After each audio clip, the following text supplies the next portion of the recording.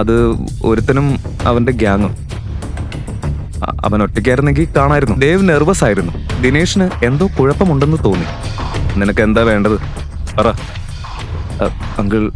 അങ്കിളിന്റെ കയ്യിൽ ഇത് ഹാൻഡിൽ ചെയ്യാൻ പറ്റുന്ന ആളുകളുടെ കോണ്ടാക്ട്സ് ഇല്ലേ? എനിക്കൊരാളുടെ കാലുകൾ ഓടിക്കണം.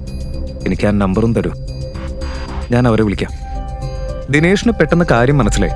അയാൾ ശബ്ദം താഴ്ത്തി പറഞ്ഞു, ഒരച്ഛൻ എന്ന നിലയിലാണ് ഞാൻ പറയുന്നത്. ഇപ്പോ അതിന് പറ്റിയ സമയമല്ല.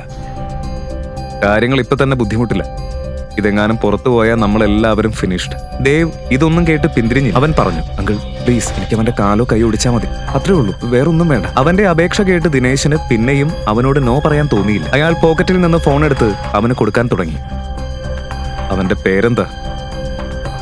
പേരൊന്നും അറിയില്ല അങ്കിൾ, പക്ഷെ എന്റെ ഒരു ക്ലാസ്മേറ്റിന്റെ ഹസ്ബൻഡ്, ഒരു സാധാരണക്കാരനാ.